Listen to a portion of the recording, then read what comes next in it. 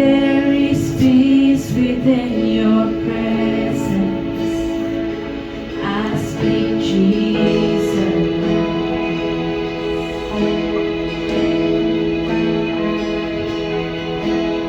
I just want to speak the name of Jesus. Till every dark addiction starts to break. Declaring there is hope and there is freedom. I speak Jesus.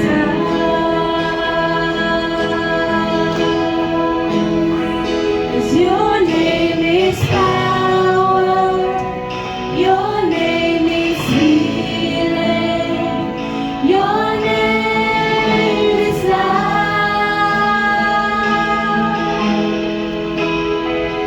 Break every stronghold, shine through the shadows, burn like a fire. 'Cause your name is power, your name is healing, your name is life.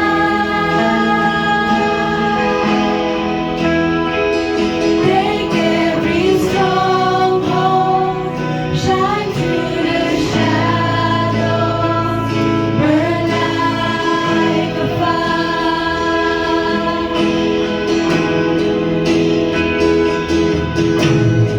I just want to speak the name of Jesus over fear and all anxiety. To every soul held captive by depression, I speak Jesus.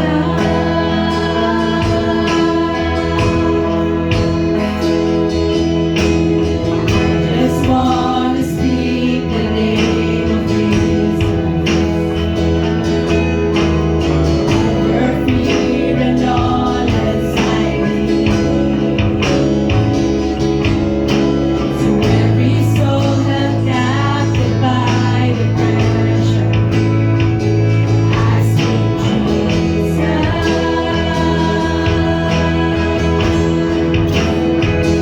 Your name is power, your name is healing, your name is life.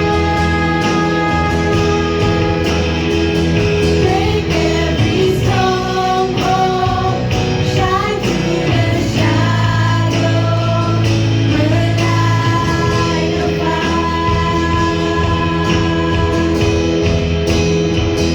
Your name is power, your name is healing, your name is life. Break every stronghold, shine through the shadows, burn like a fire.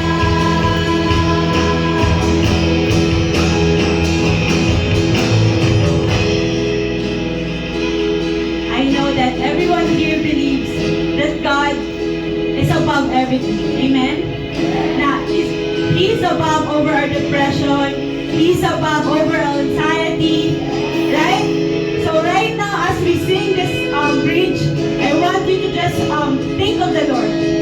Na, yung problema mo right now, it's just a problem. God is above on that. Right? Kung nagsasuffer ka man sa anxiety right now, kung nagsasuffer ka man sa depression, sa iba't ibang problema, just think of God. Na God is with you. God is with you sa lahat ng laban mo. God is with you sa lahat ng pagsubok na meron ka. So as we sing this, let's just give it all to God.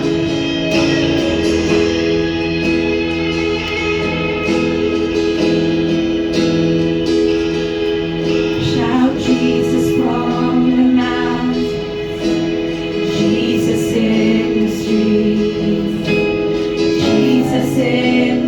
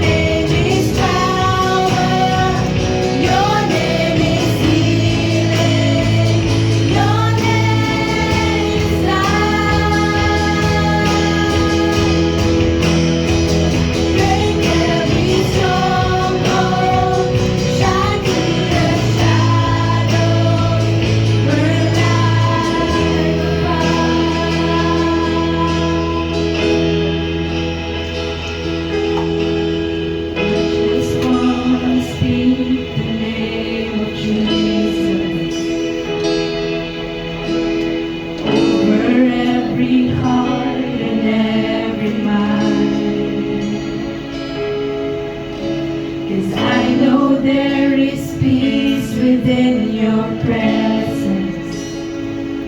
I speak Jesus.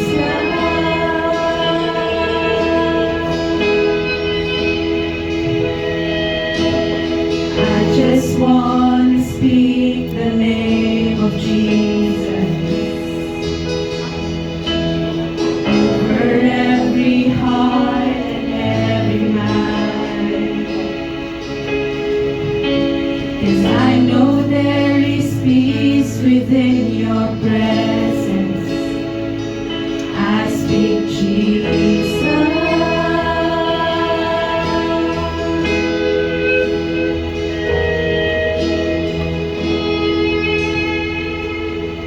Come on, as we continue to worship the Lord, pwede bang maggrupo muna tayo sa mga ate at kuya?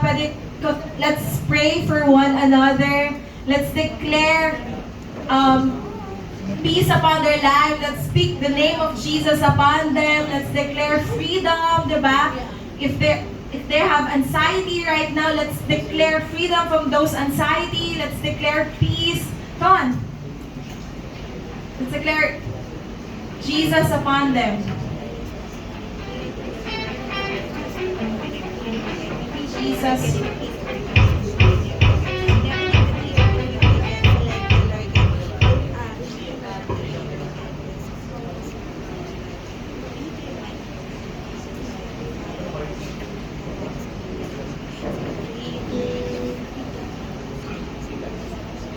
Come on, everyone, pray tayo. Let's pray the Lord.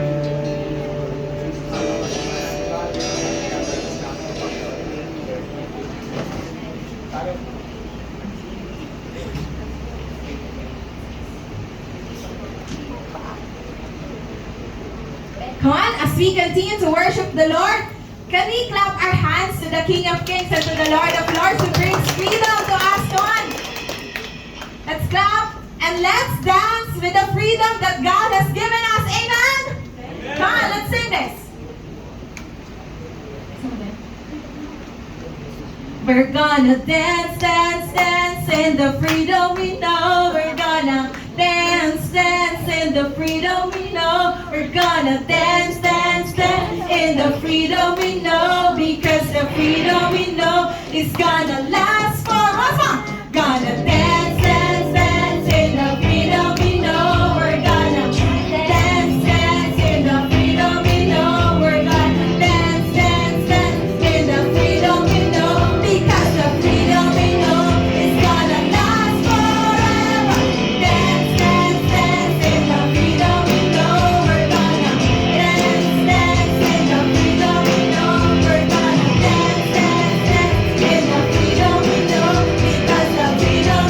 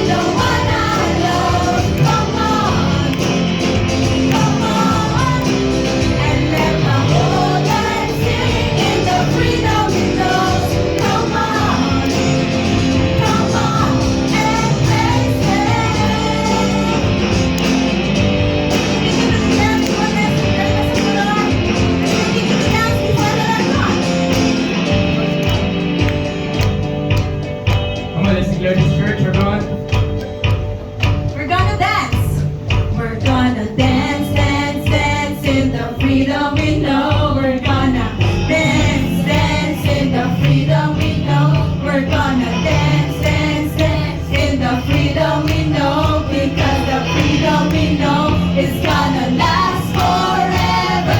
Dance, dance, dance in the freedom we know. We're gonna dance, dance in the freedom we know. We're gonna dance, dance, dance in the freedom we know. Because the freedom we know is gonna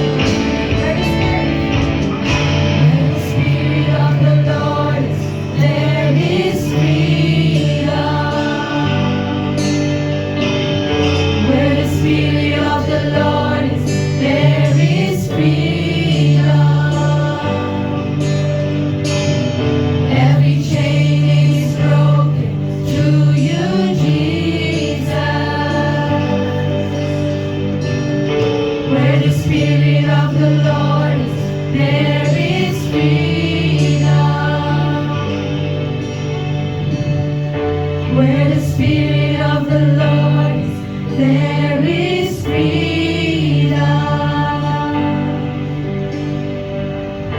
Where the Spirit of the Lord is, there is freedom. Every chain is broken through you, Jesus. Where the Spirit of the Lord is, there is freedom. Let's sing once more. Where the Spirit of the Lord is, there is freedom. Where the Spirit of the Lord is, there is freedom. Every chain is broken through you, Jesus. Where the Spirit of the Lord is, there is freedom.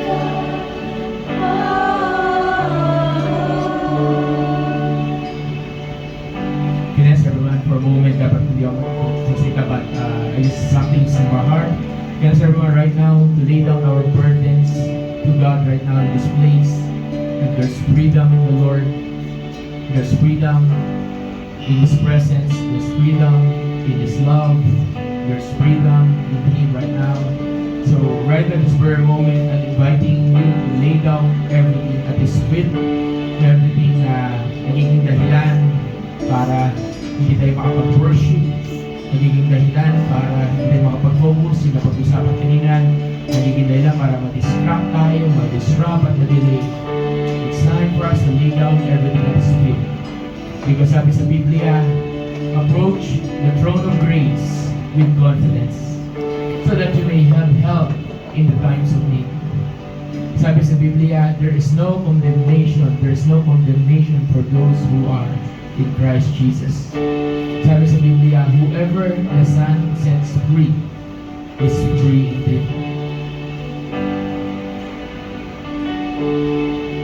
As we continue to worship, Lord, the Holy Spirit just move in this place. Just move in every heart. And let freedom reigns over us right now, God. Lord, but before we sing yung ating last song, can I ask once more, if you have somebody you like worshiping, hawakan mo yung katabi mo, by 2, by 3, and right now, hawakan mo yung katabi mo. And I want you to pray for freedom for that person right now. Pray right now for that freedom, Lord. Thank you, Jesus. Pray that there will be freedom, whatever the end, whatever the pinapatan ng kalaban, para hindi siya makalayo, makapag-worship right now. Come on, everyone. Just pray that there will be freedom of worship in this place. That there will be a freedom of expression of our love, of hunger for the Lord. That there will be freedom reigns within this place right now. Thank you, Lord. Thank you. Break the chains, God. Break the chains, Lord. Break the chains, Lord God. Break the chains. Let there be freedom.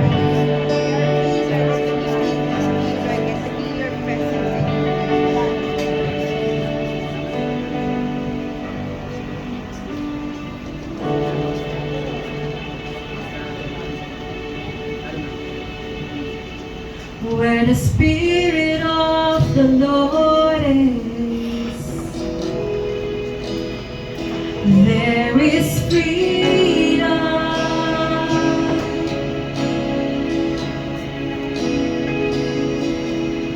Where the Spirit of the Lord is, there is freedom. Let's sing once more. Where the Spirit of the Lord is,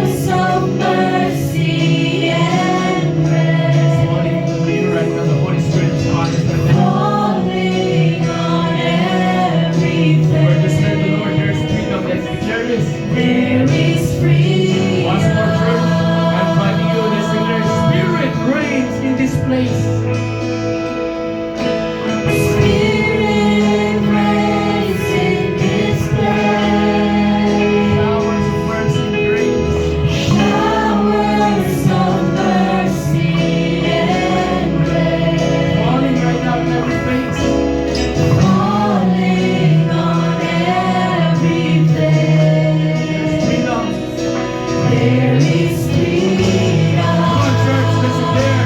The Spirit of the Lord is reigning in this place.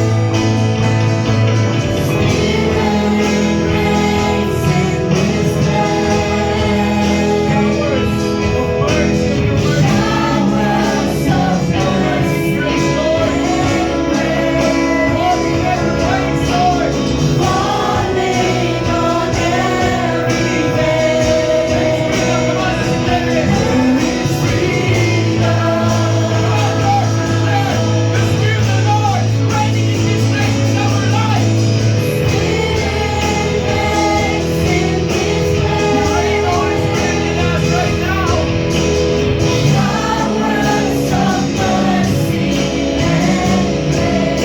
Jesus.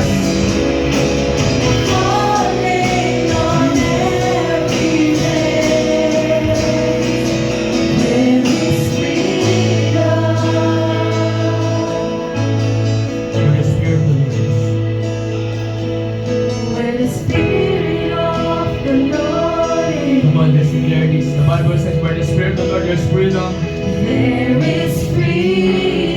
word of the Lord says, where the Spirit of God is, there is freedom. He's setting us free. He's breaking the chains, destroying strongholds, destroying lies, destroying condemnations. There's forgiveness, there's grace, there's mercy in the presence of the Lord. There's an invitation right now to come before His presence right now. There's an invitation for us to approach His throne, lumapit sa Kanyang trono. We are already invited. Oh, Jesus, we come before you, Lord. We surrender our lives to you, God. We surrender our hearts to you, Lord. Where the Spirit of the Lord is, there is freedom. Come on, let's just declare right now. Father, we come before you right now. We're asking for forgiveness. And Holy Spirit, we need you right now. We need you, Holy Spirit, right at this very moment. Set us free. Set your people free from bondages. Set your people free from chains. Set your people free from lies. Set your people free from condemnation. Set your people free, God, from everything that is not yours, Lord. Holy Spirit, come and move mightily in the lives of everyone right now. Move mightily, God. Destroy the chains. Destroy the bondages. Destroy, Lord, and we will walk in freedom, Lord. Lahat ng prayer na hindi na natin padala na. Nililig lang namin ngayon. Sumusuko kami. Humingi ka na ang right of this very moment, God. And we desire this you. That's setting us free, Lord. Destroy whatever the enemy is trying to put in your people, Lord God. Lord, we come before you. We need you. Yes, Lord, church. Now shall declare to the Lord that we need Jesus.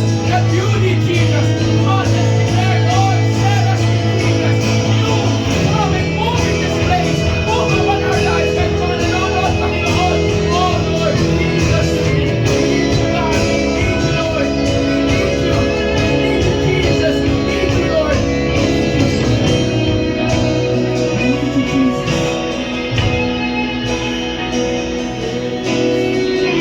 We need you, Lord. We humbly ask, Lord, for your presence. God, sorry sa pangkasalanan. Sorry, Lord, sa disobedience. Sorry, God, na inaalaw namin yung worship namin manaaw. In this afternoon, all but God is to return to you. And as we continue to worship you, we love you, Lord. For the last time, can we sing yung chorus? For the Spirit of the Lord, ay yung verse, for the Spirit of the Lord, there's freedom. Verse. Where the Spirit of the Come on, Lord make it your declaration, church. there is freedom. Make it your declaration, make it your prayer. That the Spirit of God is here. Where the Spirit of the Lord is, there is freedom. Once more, where the Spirit of the Lord is. Jesus. Where the Spirit of the Lord is, there is freedom. Kasi yung word, umiti, sumayaw, umiyaw, Spirit of the Umalakpak. Lord is, God is setting you free. God is setting us free. Pwede ba natin palakpakan natin, Panginoon? Come on, pwede ba natin palakpakan ng Diyos na nagpapalaya sa atin ng Diyos na nagpapalaya. Kaya Diyos, maraming salamat, Lord, for this opportunity. Thank you. You set us free. Lord, this time, makakapag-worship, makakarinig kami ng salita po ninyo na walang humaharang, Panginoon. Thank you. Thank you. We glorify your name. Amen. Amen. Palapakan natin ng malakas ang ating Panginoong buhay. Maraming salamat po, Panginoon. Sige, can I ask everyone, tayo ay maupo, yakapin yung katabi mo. Welcome. Welcome kina Mikey. Ayan. Welcome kina Iya. Welcome ba kina Isha. Welcome ba. Sige, welcome kay Ella, kay Ariela, kay Ariela ba? Yan. Lapit kayo dito. Okay. Kaya magalala, mamaya mag-victory sa Marikina and Freedom Lino. Sige po, lapit kayo, lapit. Ayan, okay. Find yourself. Grabe. Okay. Thank you. God is good. Okay. Mag-offering muna tayo. Sige, para ano. We will have a offering time. Padala na lang sa likod. Palagay na sa mesa, padala sa likod. Sige. So, yan. Sige, sa pamalakas sa palakpak para sa ating Panginoong buhay. Sige, tuloy naman ang palakpak. Yan, okay. So, kanina, pinakita natin yung dance, the Freedom We Know. So, actually, nung bagong Cristiano, okay, isa yun sa pinaka-favorite kong kanta. Okay. Nung kinakanta namin yun sa Walsa, sa youth gathering yan, favorite kong kanta yun. Kaya yung kanina sinasabi na kata, we gonna dance that. Kasi hindi naman tumasayaw yung mga tao, o di ba? Kasi nga mayroong minsan hindi ka tayo makagalaw, hindi tayo makasayaw kasi merong pumipigil. Pero sa araw na to, I believe the Lord will set us free. The Lord will set us free. The Lord is dahil lagyan. Kaya nakita ko siguro yung vision ng pagsayaw muli, pagpalakpak, paghiyaw. Amen po ba? Sabi mo sa katabi mo, amen. Sabi mo sa katabi mo, sasayaw ka na. Yan. So, merong dahilan. Okay, so mamaya, we're going to sing that again later on sa victory song. But right now, we will have an offering time muna. Okay, like we're going to have an offering time. So, isang bagay lang na gusto kong i-share before we have a giving, before we have an offering, kasi hindi naman ako yung magtuturo. Isang testimony in the church is nakikita natin nagpapala si Lord, nakikita natin paano dumarating yung mga amplifier, tapos eventually makikita nyo merong mixer, merong laptop na darating dyan, and so on and so forth. So next week, baka makita nyo next week may mga bagong electric fan tayo, hindi lang dalawang electric fan, baka may bagong dalawang electric fan. Next week, prayerfully, okay? Prayerfully. So unti-unti. Pero sa kabila nun, meron kasing Bible verse, nakalimutan ko yung Bible verse na yun. Sorry. Mayroong Bible verse na nagsasabi na binibigyan ka ni Lord ng seed. Okay? Bibigay ko na lang sa inyo mamaya. Pag ang Diyos nagbibigay sa inyo ng seed, sino nagbibigay ng seed? Sabihin mo si Lord. Lakas natin, si Lord. So yung seed na yun, ano ba trabaho ng seed? Okay guys, listen na po sa akin. Okay. Ang trabaho ng seed, ang trabaho ng buto ay itanim at tumubo. So sabihin mo nga, itanim. Lakas natin, itanim. Tumubo. Ayun ang trabaho ng seed. Ano ang trabaho ng buto? Ano ang kailangan gawin sa buto? Patubuin. Ano yung number 1? Itanim. Tapos, pangalawa? Tutubo. Of course, sa kaligitan, pastor sa inyong alagaan. Automatic na yun. Siyempre, automatic na alagaan. So, itanim, tutubo.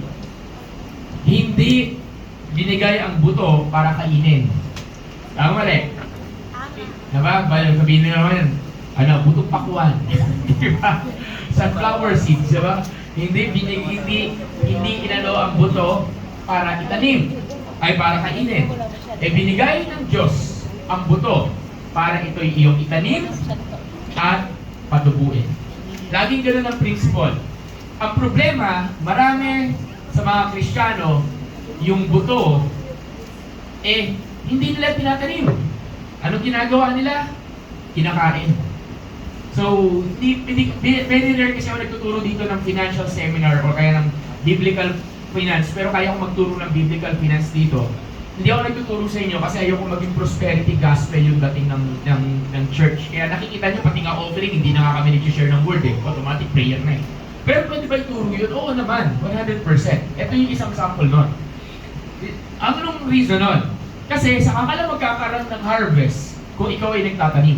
So we're not even talking here about tithes and offering.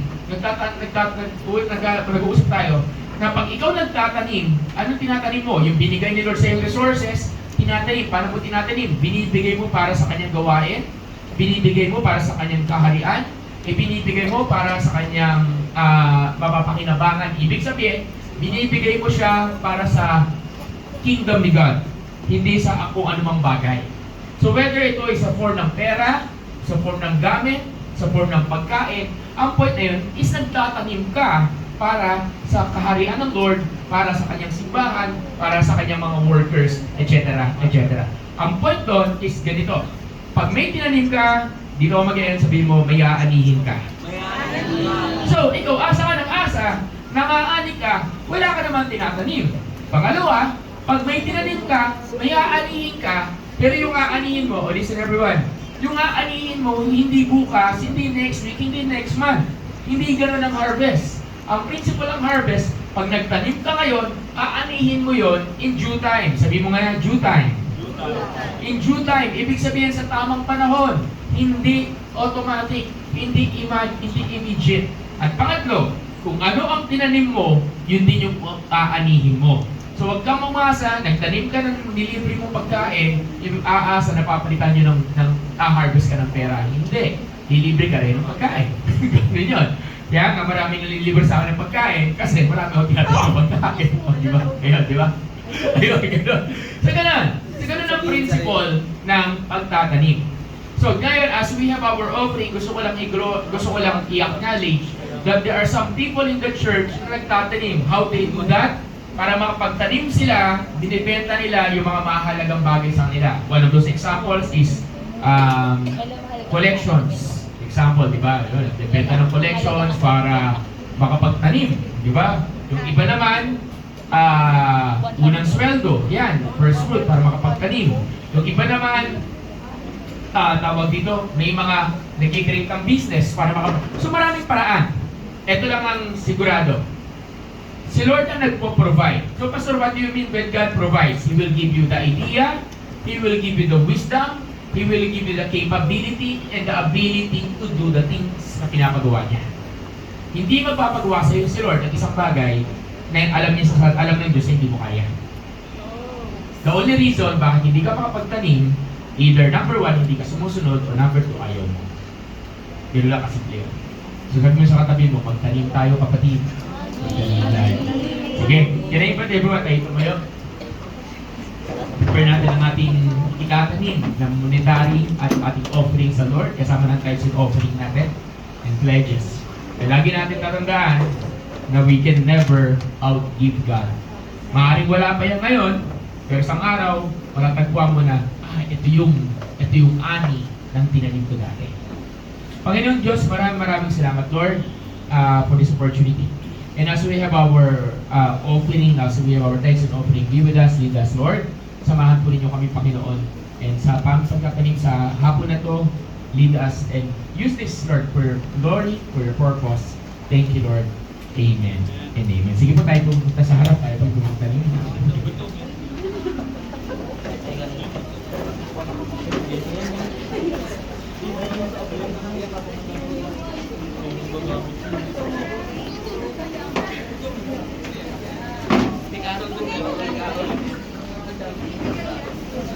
Meron pa ba? Meron pa ba? Habol.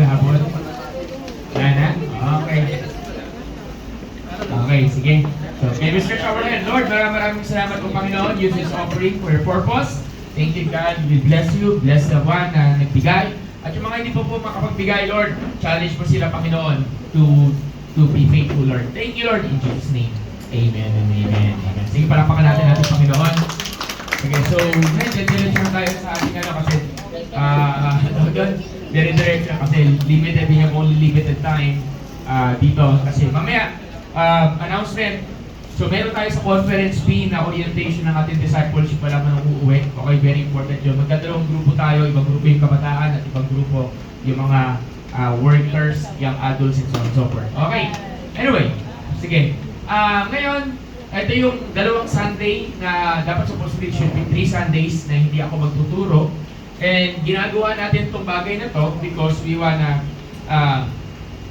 hindi lang tayo basta-basta nagpapatayo dito, but but of course, according to the leading of the Lord. So, maraming beses na na-postpone to, even last week. So, ngayon, praise God, matutuloy na rin. Di ba? So, next week, may iba pang magtuturo ulit. But right now, prepare natin ang puso natin, ang notebook, ang ating ballpen, prepare natin ang heart natin to receive the word of the Lord galing kay Ate Mary Jane Corpus. Palapakan natin ang Panginoon sa glory natin ang Jane. So, tayo yung umaga, prepare our heart to worship the Lord.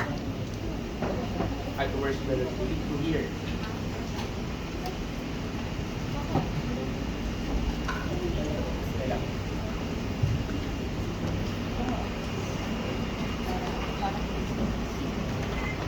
So yan, sinong na-bless sa worship kanina? Amen? Amen! So syempre sino di ba kahalata sa mga kinanta natin kanina, di ba? So meron naman na tayong glimpse na kung ano yung magiging topic ko. So kung na-bless kayo, ano ang magiging topic?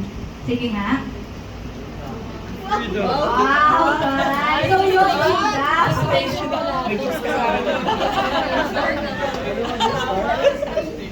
So, actually, itong message ko, last ano pa siya, actually, February 21 pa siya, 2025 ko siya nagawa. Hindi pa ako na-a-appoint mag-preach. So, you know, ang amazing kay Lord kung paano siya mag-confirm na, actually, may dala akong pinagpipigyan na topic. Pero yung nagulat ako nung Sabado, nung na-check ko yung lineup namin, nagulat ako lahat ng lineup, freedom. So, sabi ko, ano Lord? So, i-freedom ko na to, hindi ko na ituto yung isa. So, sabi ko, sige, go. Ano ba na to, freedom na to? So, let's get into it. So, ano ba ang freedom? So, pag narinig nyo yung freedom, ano yung pumapasok sa isip nyo? Except some spiritual area. Anong pumapasok sa inyo when it comes to freedom? Sige, yung top 1 natin. Kalayaan. So, ano pa pumapasok sa isip nyo when we heard freedom o kalayaan? Peace. Ano pa? Ayan, nagagawa ko nung gusto. Ano pa? Usually, ang gamit sa freedom, ang madalas ko naririnig dyan, yung freedom of speech, di ba? Kalayaang magsalita, kasi karapatan mong magsalita nang sabihin yung saloobin mo. Di ba? Yung opinion mo, di ba? We have the right to speak, di ba? So, sabi dito, what is freedom? Refers to the state of being free, not under control or constraint of another. So, ibig sabihin, there's no one gonna control you.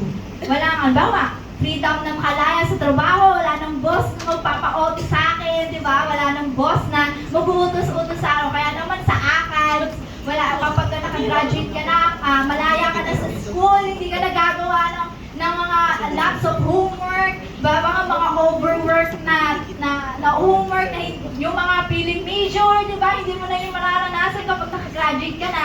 That's kalayaan also. But ano pa sinasabi na yung Bible when it comes to freedom? So in the Bible, about being set free from sin, from death, from the law, and being empowered to live according to God's will. So we no longer like to do whatever we wanted to do. There will be God's will na. Amen. Amen. So next. So, ang magiging title natin for today is Christian Freedom or to Glorify God. So, all of us, or karamihan naman sa atin, we already accept God, di ba? Na tinanggap na natin si Lord as our Savior. Na tagapagligtas natin. Na we know that the Lord already saved us from the cross, di ba? Die on the cross and to give us the freedom. So, binigyan na tayo ng kalayaan ni Lord dahil hindi pa tayo pinapanganak eh. Di ba? Na ano yung mas amazing pa doon is that hindi natin na-witness si Lord mamatay sa cross, pero nakinabang tayo. Amen? Nakinabang tayo. And it's beneficial to us. Di ba? Na it take effects of years na makarating sa atin at nakarating sa atin yung kalayaan na yon. So, since natanggap na natin yung kalayaan na yun, paano natin siya gagamitin? Nang tama. And that is to glorify God.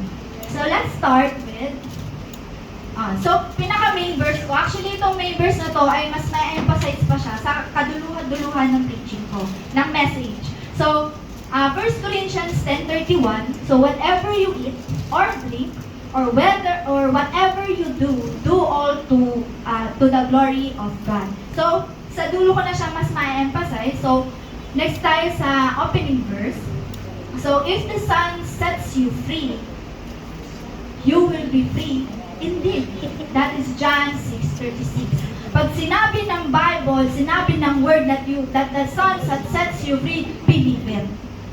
Maniwala ka na it happens. Na nangyari na yung 2,000 years ago that the Lord sets you free. Amen. Amen. Amen. So, the Lord died on the cross na binigay sa atin completely yung kalayaan yun. Walang sabit, walang kulang, buong-buo niya binigay sa atin. Hindi ba? Amen. So, He sets you free, you truly are free, plain and simple. Amen. So, next slide. So, in this world, you are free, but slave to what? Kahit free tayo, kahit nagagawa natin ang gusto natin dito sa mundo nito, saan tayo na papalipin? Sige, give me an example or idea. Top 1. Sige, saan tayo nagpapaka-slave in this world? Entertainment, social media. Diba? Na minsan, nauubos na yung oras natin na kaka-social media, kaka-TikTok, kaka-scroll, kaka-chismis, diba? Sa mga trend, alam mo, kamang mahibalayan, hindi pwedeng hindi ka nahuhuli doon. Diba? Dapat may alam ka din. Diba? Siyempre, paano mo naman siya maikakwento, diba? Wala kang alam. Diba? So, ano pa? Ano pa? Ang labig lang yung tumatan. Dami mong entry, ha? Ano pa? Sa money. Ay, ano niyan, yung pera, minsan na ngayon ay nagpapagalaw sa atin, eh. Kumbaga parang, minsan ako mindset ko na rin yan na, nagtatrabaho kasi kailangan ko ng pera. Kaya pumapasok ako kasi may baon. Diba? Minsan, yun na yung nagiging dahilan natin or reason natin why para bumangon. Paano ka ba bumabangon? Sa pera. O, diba? So, ano pa? Ano pa yung mga slaves or nagpapakaalipin tayo sa mundong ito? Ha? Jowa daw, jowa. So, ano pa? So, here, money, diba? Addiction, yung fear yan, hindi talaga nawawala yan. Fear is the one of the hardest thing na mahirap makalaya. Yung takot. Diba? It's everywhere. Right? Tapos yung social media. At lastly, yung sin. Diba? Diyan tayo talagang nilaban ni Lord, eh. To the point na yung sin na yan can cost His life. Amen? Amen. So next. So free in Christ naman. So na kanina, free in this world, now free in Christ, but slave to. To whom? To Him. Kung sa kanina, slave, we are free in this world, and slave to many things, kay Lord sa Kanya lang. Wala tayong ibang suffering sa Kanya, wala tayong ibang kahit na ano, but to Him. Amen? Amen. So, Christians have been set free in the Christ and are thus free to serve Him. Libre at malaya tayong makakapagsilbi sa Kanya kasi He deserves it. Amen? Amen. So, true freedom means willingly. Willingly, kusa mo, nasa puso mo to become a slave to Christ. Kasi, kahit saan direction ka pumunta, sa dalawang direction na yan, slave ka pa rin, eh. Slave to this, slave to that. Pamimili ka na lang kung kanino ka magpapaalipin. Amen? So, ikaw, it's your choice. It's your call kung saan ka dadaan. Hindi pa pwede na split kang ganyan, tapos yung isa dito, tapos isa doon, nakahati. Remember that you cannot serve two masters. Na kapag pinilit mo na dalawa yung pagsilbihan mo, ikaw yung masisira. Kung baga isipin mo split yun, nakasplit ka, edi happy ka, di ba? Ikakasira mo yun. Amen? Amen. So, next. Yan. So in Christ, we are free from the law's oppressive system. We are free from penalty of sin. We are free from the power of sin. What is law's oppressive system? Before kasi, nung wala pa si Jesus, sa Old Testament, ang batayan nila dati is yung batas. Yung law of Moses, yun yung nagiging basehan nila kung paano kanila paano i-judge. Kumbaga, the laws of God define your sin. Ibig sabihin, siya yung nakakapag-differentiate na yung ginagawa mo mali. At yung mali na ginagawa mo, may penalty itong katumbas. No? Magkaiba ang penalty sa consequences. So ano ba ang pinagkaiba nila? Penalty is a punishment and given by an authority. Binibigay siya. While yung consequences is a natural result or outcome of an action without being imposed of anyone. So, ibig sabihin, natural siya. And for example, sa sasakyan, nag-speeding ka. Sa penalty, speeding ticket, bibigyan ka nila ng fine. Bibigyan ka nila ng parang ticket kung saan, ito, dahil nag-speeding ka, ito yung, yung fine mo. So, you are possible, pwede ka pong makulong or what. Pag consequences naman, ma-aksidente ka kasi nga nag-speeding ka. Walang pang handle, walang kayang nun kundi ikaw lang. That's consequences. Yun yung pinagkaiba nilang dalawa. Amen? Amen. So, next. So, yun, hindi ko siya mabasa. But anyway, we are free in Christ, but not free to live however we want. So, being free in Christ. So, Galatians 5:13. For you have been called to live in freedom. My brothers and sisters, but don't use your freedom to satisfy your sinful nature. Instead, use your freedom to serve one another in love. Again, don't use your freedom to satisfy your sinful nature. Huwag mong gamitin yung freedom na binigay sa inyo para bumalik ka sa place kung saan ka na inalis. Huwag mong gamitin yung kalayaan na yon para bumalik ka sa bagay na tinanggal na ni Lord sa'yo. Amen ba? Amen. Kaya sabi diyan, instead, use your freedom to serve one another in love. Gamitin mo ng tama yung kalayaan na binigay ni Lord sa'yo. By how? To serve one another in love. Isang way na yon. Diba? Ang kalayaan mo magsilbi sa mga kapatid mo kay Lord. Amen? Amen. Amen. Hindi binigay yun ni Lord basta para lang magawa natin yung gusto natin. It has a purpose. Huwag natin ilagay o huwag natin gamitin yung kalayaan na sinakripisyo ni Lord para lang sa wala.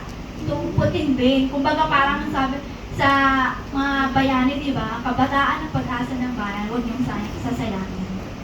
Di ba?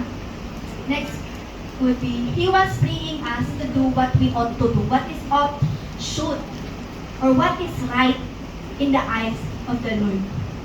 Pinalaya niya tayo para gawin ano yung dapat natin gawin at ano yung tamang gawin at tama sa mata ni Lord. Hindi tama sa mata mo, hindi tama sa tama sa ibang tao, kundi tama para kay Lord. Amen? Amen. So next. So, kanina, yung galing to sa isang book na nabasa ko.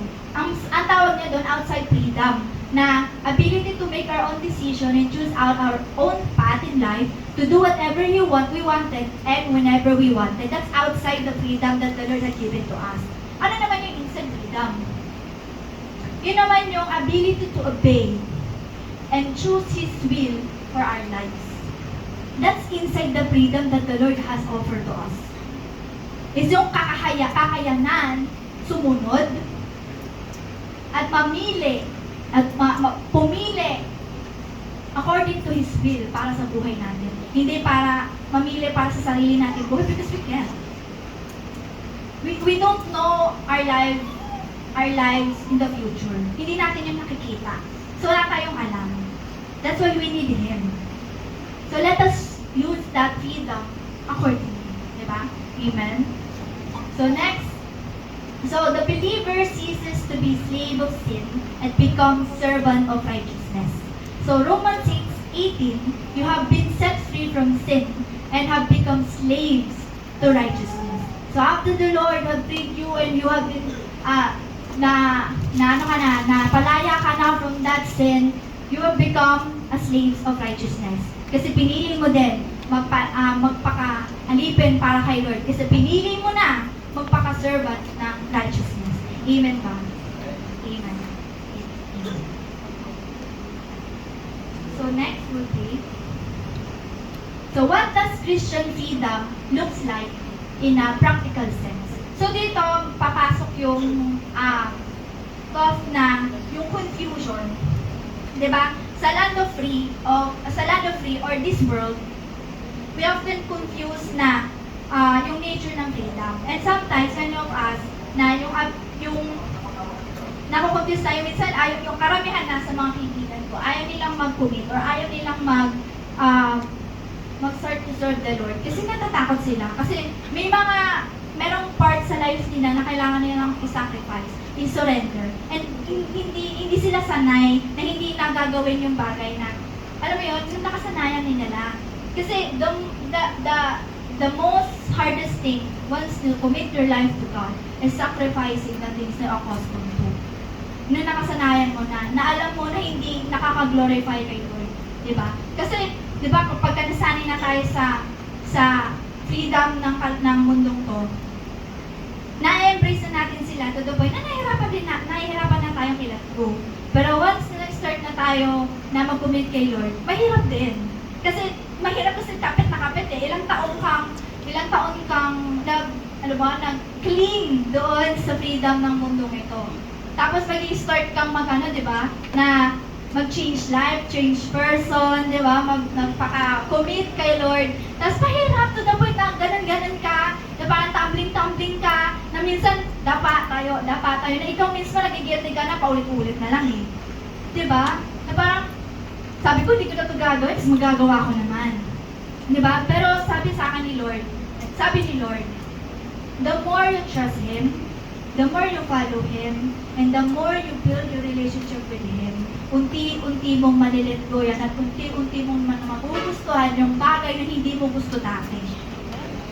Kung sa mundo dati gustong-gusto mo nito, pero kapag nakasanayan mo na, and the more you spend time with the Lord, mas gugustuhin mo na rin yung gusto ni Lord.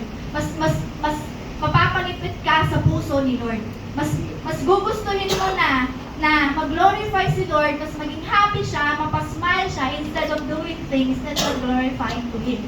Kumbaga parang, ako, testimony, na-testify ko na yon. Mahilig ako magbasa ng mga rated 8 na something na dati. Tapos sinimulan ko siya na itigil na eh. Sinimulan ko siya itigil na. Hanggang sa unti-unti ko siya natigil, hanggang sa ako mismo, tinamad ako magbasa. Kumbaga, it starts with an intention and a small step na kahit konti-konti lang, simulan mo. Hanggang sa magugulat ka na lang, tinatamad na ako. Ito na yung gusto ko ngayon. Parang lapit ko na, parang kulang na, pakita ko na si Lord. Pero parang kulang na lang, lapit-lapit ko na kay Lord. But that's the reality. The more you come to Him and to trust Him, the more it becomes clear and the more it's like, kaya nga natin ni Pastor kahapon, di ba? The more na nasasanay ka na rin sa presensya ni Lord, parang wala na lang kasi kailangan mo na mag-level up. Kasi parang kung yung una, puspos ka pa eh. Parang, woo! Amen, fire pa. Pero habang tumatagal din, parang nasasanay ka na, wala na yung fire. Parang hinahanap mo na yung fire. So, ibig sabihin, you need to grow na. Di ba? Ganun din. When it comes to freedom. Amen? Amen and amen ko sinabi. So, I have 3 Ds. Kung si Pastor, may 3 Ds din, di ba? Yung distraction, di ba? And delay. Ako, I have 3 Ds din. Ano yung 3Ds ko? Una, does it edify? Pangalawa, So, Dave, we don't know what is edify. Can you just... mamaya, wait lang. So next, what is glorify?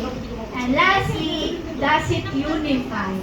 So ito na ang tanong, ano ba yung edify na yan? Yan eh. Also, does it edify? So, edificare means to build a house. So literally, building up or build up. That's the exact word, build up. So in the Bible, to edify someone is to encourage, to strengthen, or help them to grow faith and in character. That's edify. So ask yourself, does it edify? Does it build up? Nakaka-build up ba siya? Nakaka-grow ba siya? Nakaka-encourage ba siya? Nakaka-strengthen ba siya?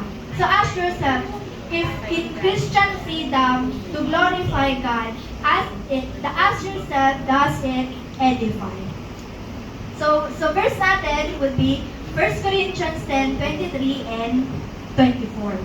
So, I have the right to do anything, you say, but not everything is beneficial. I have the right to do anything, but not everything is constructive. So, sa ibang version, ano siya, build up, edifying, permissible, ganun yung sa ibang version. Then, no one should seek their own good, but good of others. Alam mo ang maganda kay Paul? Yung sa first verse kasi, yung may mga apostrophe, yan yung letter from Corinthians. Kumbaga nag-aas sila ng counsel kay Paul. Nagtatanong siya, Paul, Apostle Paul, I have the right to do anything. I can do whatever I want, sabi nila.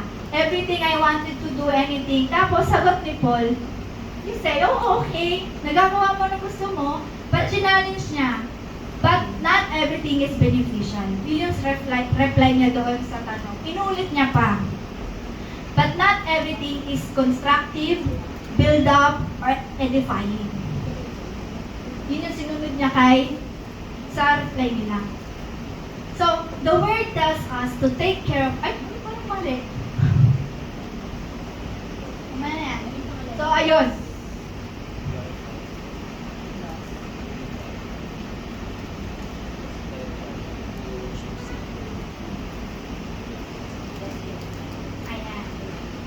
So, yun, sa banda dito, ask yourself, is it profitable? Is it beneficial to you? Yun yung tatanong niyo sa sarili niyo kapag are you glorifying God? Is it actually good for you? Tapos, di ba sinunod pa niya na is it going to build up faith?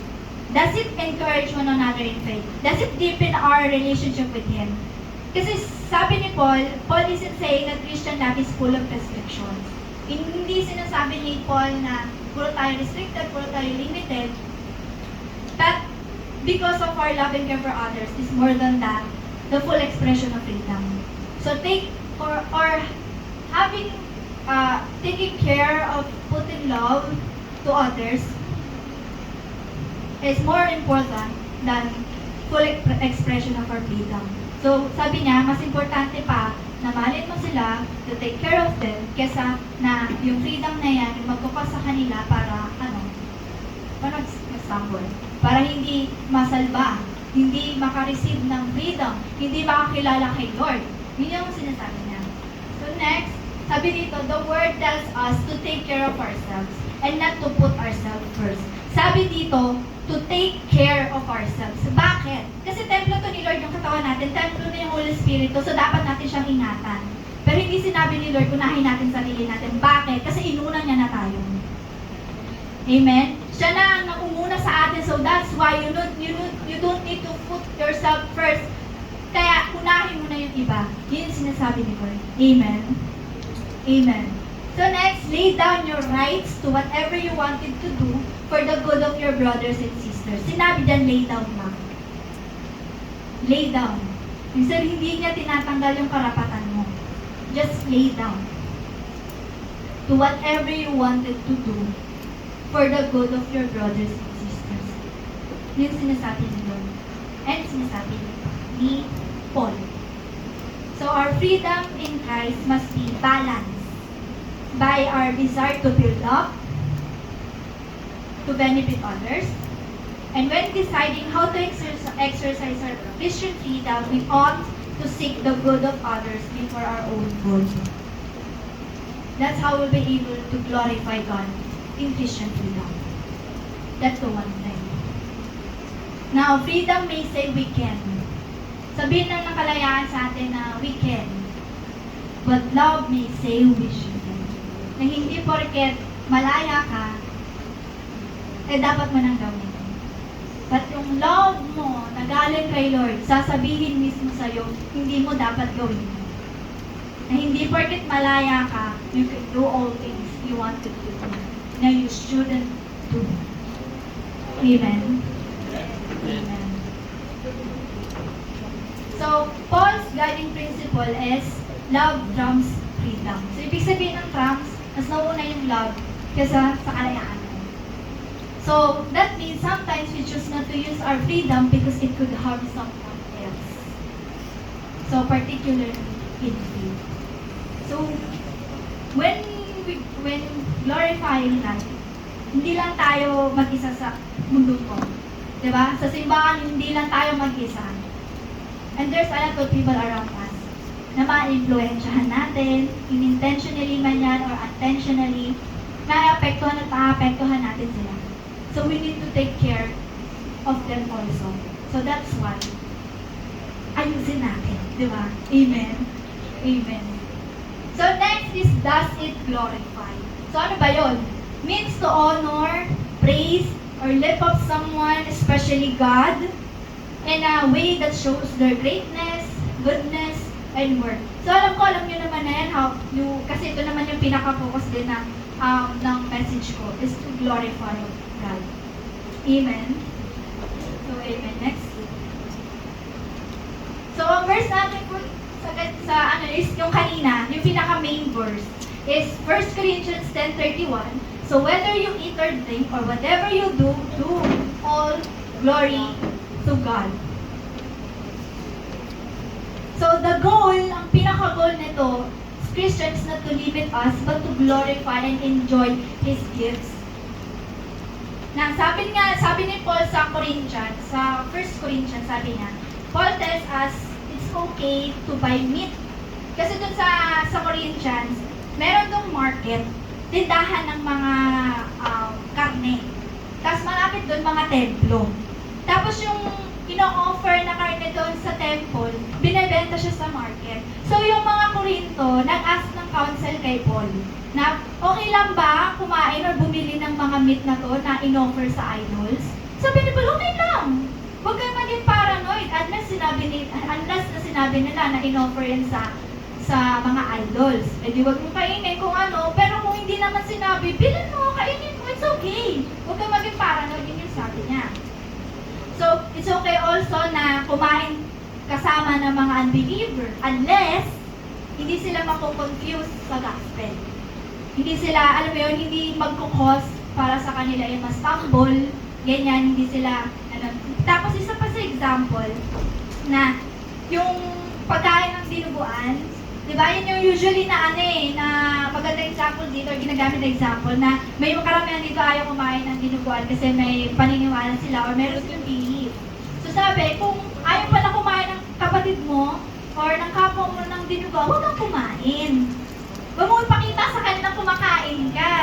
Or tapos, kaya naman, sa pag-inom ng alcohol, kung yung kapatid mo, pag alam mo na kapag nakita ka umiinom ng alcohol, tapos matagal na siyang hindi umiinom ng alcohol, tapos nakita ka niya, itigil mo kasi baka yun pa yung mag-cause sa kanya para bumalik sa pag-inom ng alcohol.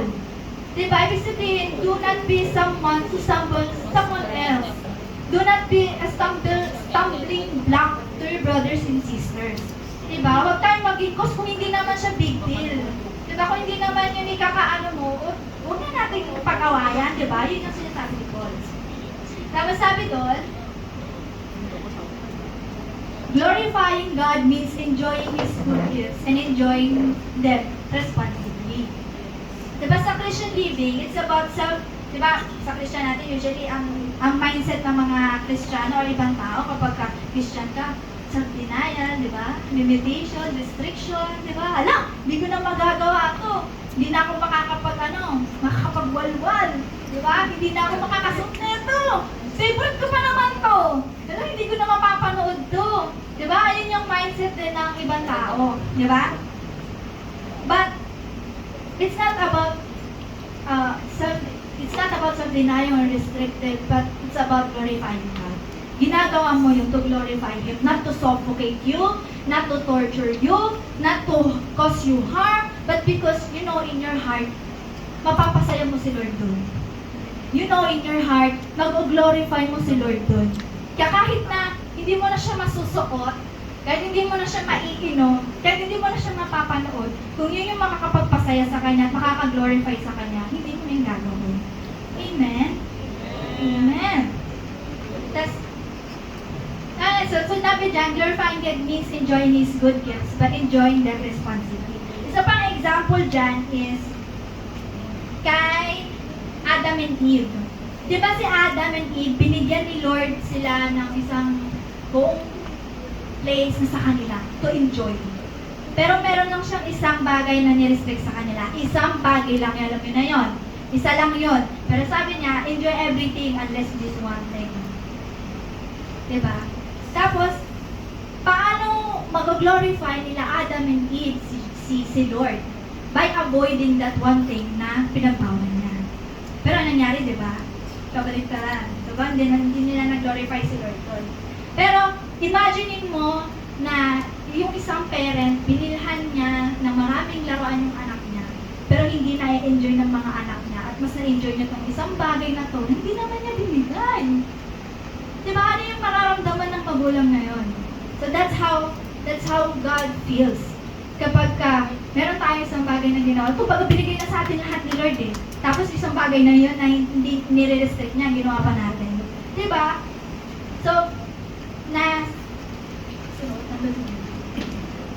So, ayun, God is glorified when we limit our freedom for love. Kumbaga minsan, na ililimitahan natin yung kalayaan natin, mas pinipili natin to, instead yung kalayaan natin gawin to. Right? But also, is also glorified when we rightfully enjoy. Na na-enjoy din natin yung mundo na binigay niya sa atin. Masaya din si Lord na na-enjoy natin yung bagay na binigay niya.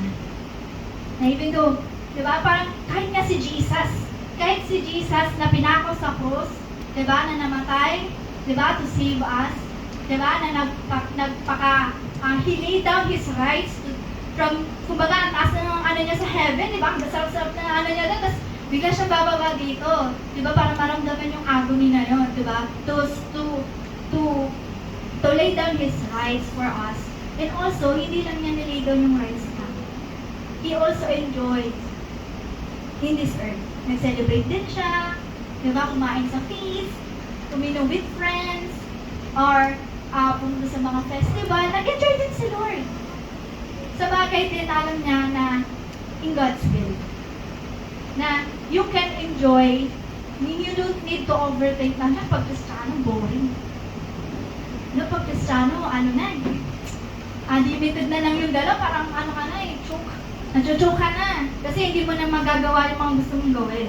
But the Lord is trying to tell us na you can still enjoy being with Him. Na you can still enjoy the things around us. You can still enjoy the things that happening in the earth. But you know that enjoying needs to take it responsibly. Na we need to responsible being free. Diba? Na kahit free ka, there's still boundaries. Diba? For your safety, for your life, and for others. Amen? Amen. So, next. So, our greatest model, ayan si Jesus. Yung sinabi ko na siya kanina, He gave up the rights that were His in heaven for our sake. So, siya yung greatest model natin when it comes on kalayaan, when it comes on Christian freedom, to laying His rights just for us, but also enjoying the gifts of God. Amen? Amen. So lastly, as we end, it unify? So ano ba yung unify? It means bring together people, things, or ideas into single, harmonious, full one. So it becomes one. So unity is equal to make one or become one.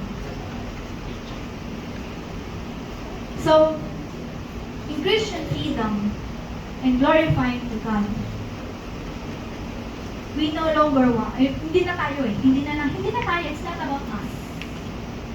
It's about them and to Him. The moment that the Lord freed us, from the moment that we accept the Lord, hindi na tayo mag-isa.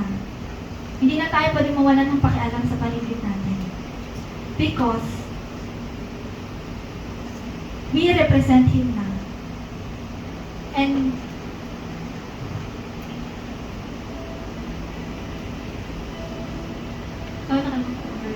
yung verse. Yan nga sa 1 Corinthians 10:31, do not cause anyone to stumble. And whether Jews, Greeks, or the church of God, even as I try to please everyone in every way, for I am not seeking my own good, but the good of many, so that they may be saved. That's our yun yung natin. That's our purpose. Passion for God and compassion for people. So if we have that, we will be able to unify as one. You cannot unify if yung selfishness mo ang nag-lead. Yan. Don't be the reason another religious salvation that God offers us. Huwag kang maging dahilan sa tao para hindi tanggapin si Lord. Huwag kayong maging dahilan para yung instead makasama ni Lord, hindi makasama. Don't cause such thing that the Lord does not glorify Him. And that one thing is not helping one another towards Jesus. One of our purpose is to bring people towards Him, not palayo. That's one of our purpose. So hindi lang tayo mag-isa lang dito, tayo lang. Yung nakakaranas ng kalayaan na yun. Hindi lang dapat tayo yung nakakaranas ng pagmamahal ni Lord. But since we represent the Lord, I think, especially sa mga unbelievers, hindi sila nagbabasa ng libro. Tayo yung binabasa nila. So the people, the unbeliever will judge the Lord by how they see us. So, we should reflect the Word in us properly. Again, hindi sila nagbabasa. Karamihan. Tayo yung binabasa nila. So, dapat maayos natin napapabasa yung salita ni Lord in us. Na yung imahe na nakikita dito.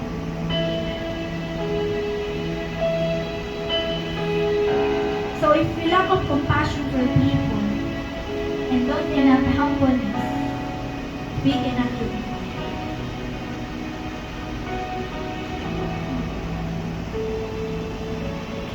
Lastly,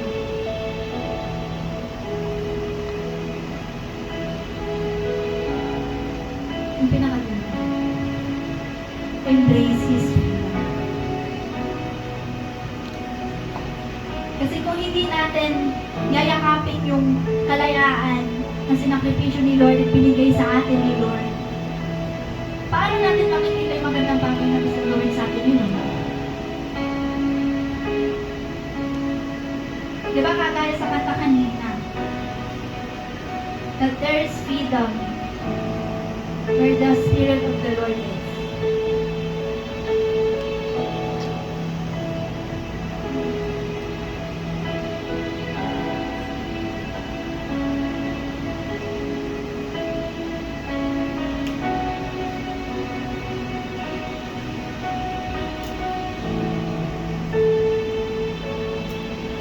So sa atin, so as we end, I want everyone na mag-speak si Lord sa heart natin na sa daan ang gusto natin puntahan. Ano bang gusto nyo? Kalayaan ng Lord. Kalayaan ng Lord. If the world offers as easiest way, but deadly, the Lord's offer a hard way, but offers eternal life. This is a promotion. Pinopromote ko yung daan paputungo kay Lord. Because this is my way to glorify my Lord. To promote Him. And I pray everyone will have a heart to use our freedom that is right in His eyes. Na hindi natin siya ipuput into vain. Hindi natin, alam mo yun, hindi natin bibiguin si Lord. And ipakita natin kay Lord na hindi sayang yung pagkamatay mo. Hindi sayang yung pinaghirapan mo. Na lahat ng pinaghirapan mo, Lord, papakita ko na ito yung result. I will bring people for you, God. I will love people, Lord. I will have compassion with you, Lord God. I will not be a reason for them, Lord God, to stumble, Lord God. I will be the reason to encourage them, God. I will strengthen, God. I will strengthen them, God. I will help them to grow in faith with you, Lord God. I will help them, Lord God, to grow in you, God. Be the reason for the people to know God by using the freedom that the Lord has given us. And Lord, as we end this, we offer to it to you. And sometimes, God, hindi namin maalis sa simple nature namin, God, to magustuhan yung kalayaan sa mundo. Hindi namin maiwasan yun. But it's you, Lord God, who never fails us, Lord God, to remind that freedom of yours is more better, most powerful, na mas karapat dapat piliin, mas karapat dapat na lakaran. Lord, I pray everyone, Lord, to choose the path towards you. And I pray, Lord God, in their hearts, there will be free. And there yung mga bagay na hindi pa naman nakakalaya, Lord, free them, God. I declare it right now, God, I'm free of Christ. And I pray, Lord God, to help us, remind us, Lord God, with this message, Lord, how to glorify you using the freedom you have given us. Thank you, Jesus. I pray to touch everyone's heart and bless everyone, oh God. In Jesus' name. Yes, everyone, let's stand before the Lord right now. And I go to worship Him sa marami. Kahit yung session na pala, sabi natin na tabi. Let's declare, God, tulad sinabi kanina, there is freedom in the Lord. Pero how we're going to use the freedom sa Lord, how we're going to use it matters. It matters to God how we're going to use the freedom. Parang huwag mong gamitin ang kalayaan mo para maging stumbling block. Baling spiritual ka, baling malalim ka. Pero hindi ibig sabihin na hindi nagbibigay ng karapatan sa'yo. Sa akin, para maging dahilan, maging stumbling block tayo. Our freedom to become a road or a door for someone to grow in the Lord, for someone to discover God's purpose, for someone to be inspired and to be motivated in serving the Lord. Can I ask you on the spirit of freedom, please? We're just going to worship the Lord right now. Let's just sing here. Listen to the Lord right now.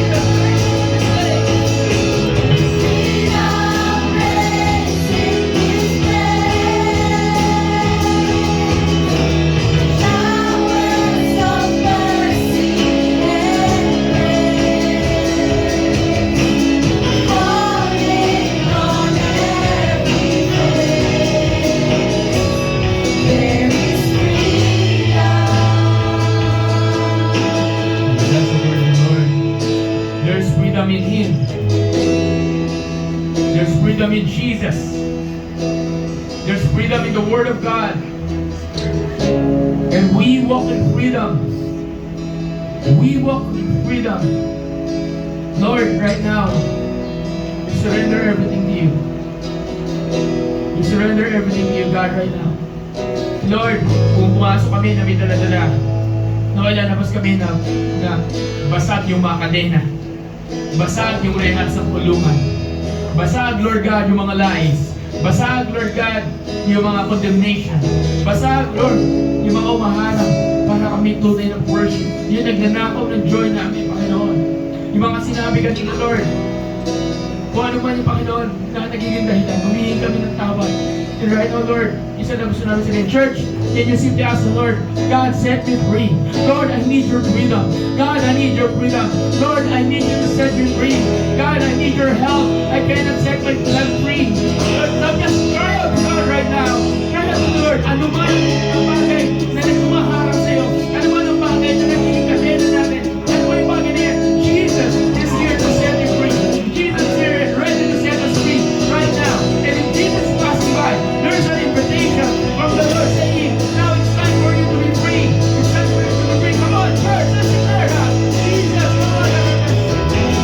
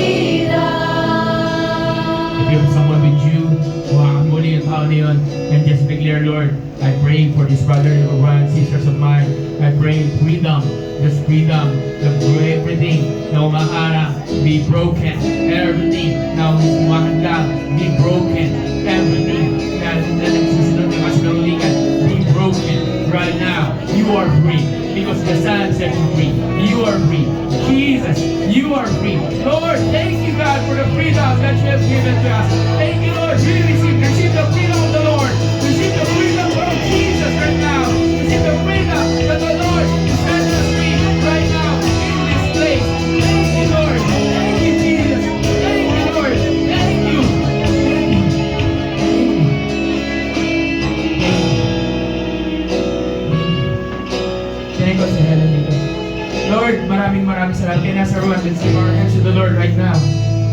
Let's lift our hands if you can. Wherever you are. Lord God, here we are. And asking for forgiveness. And Lord, tulad ng katang yung showers of mercy and grace. And one of the reasons, the only reason that way we can stand here is because of your mercy and because of your grace. And Lord, we're asking right now that come and let that grace and let that mercy lead us to freedom, Lord. Lalabas kami ng lugar na ito na malaya. The old is gone. The new has come. It's a new beginning. And as we wrap up yung last Sunday na May, at papasok na kami sa bagong buwan ng June by following Sunday next week. At sa next, Lord, let it be a new beginning in us as well. Pero hindi namin kailangan magantay ng linggo. Ngayon pa lang, paglabas ng pintuan na ito, mag-uwi mamaya, o ngayon pa lang, pagtakas sa worship service ito, we are free. We are free. Sabihin mo nga sa sarili mo, i-declare mo, I am free. I am free because of Jesus. I am free because of Jesus. Come on everyone, declare to yourself, I am free because of Jesus. I am free because of Jesus. We are free because of you, Lord. Lord, bless everyone. Can I ask everyone to lift your hands right now once more? Can I speak upon you? The blessing of the Lord. You are the head and not the tail. You are above and not beneath. You are blessed beyond measures. You are healed, favored. And guess what? You are free. You are free. You are free. You have been set free.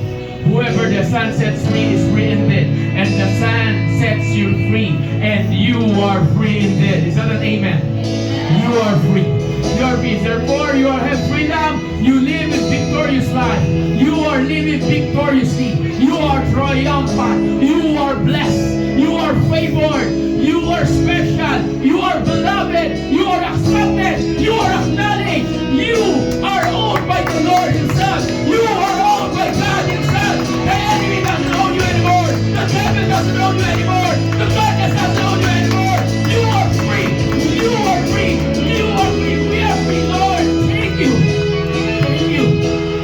Thank you. That's why whenever the temptation will knock, sabihin powerless ka, sabihin mo sa tukso, sabihin mo sa nagnanako ng freedom, may namatay sa akin. Si Kristo Jesus namatay sa akin, yung anak ng Diyos, at may kapangyarihan ako tapakan ng tukso, may kapangyarihan ako i-overcome yung nagnanako ng freedom na yun na binigay ng Lord. You have been crucified with Christ. No longer you who lives, but Christ who is in you. Nakapahuli ka na kasama si Kristo. Tayo, kasama ako. Lord, thank you. Thank you, Lord. Thank you, Lord.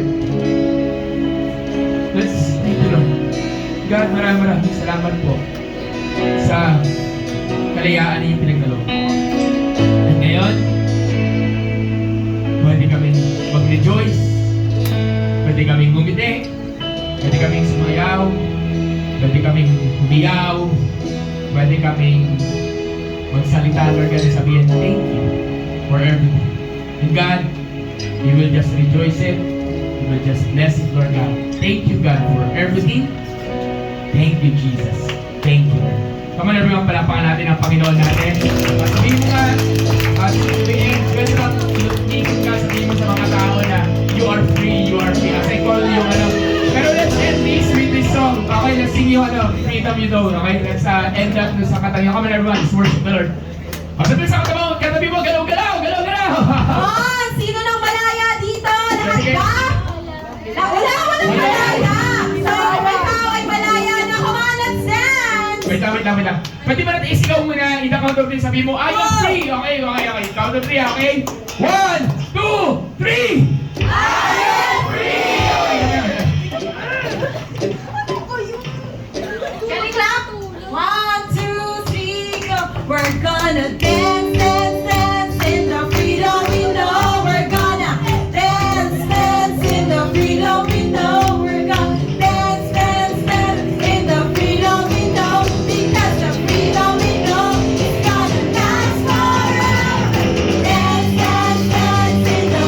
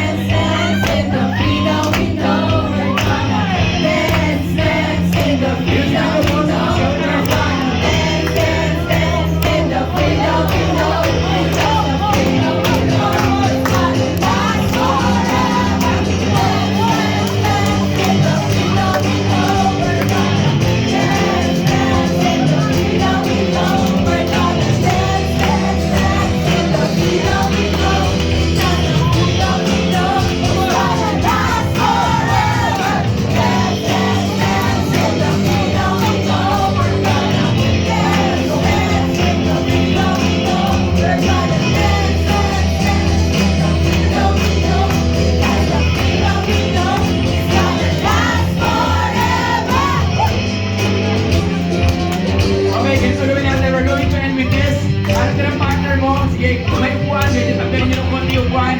Magsalita tayo kahit 2 minutes. Okay. Okay, at partner mo. Ganda yung nag-take yung break. So we're gonna dance. And I want everyone. Okay, basta lang to. Okay, basta lang to. Come on everyone, are you ready? And ako na rin, are you ready? Jesus, sa inyo, come on. Lahat kayo laya. Kayo ako sa Panginoon. Come on,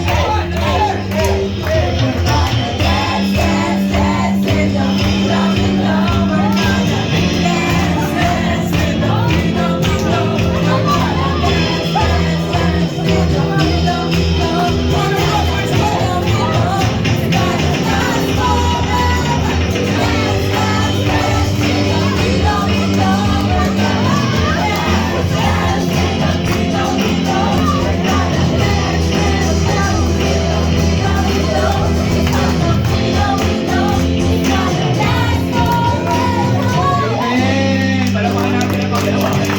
Okay.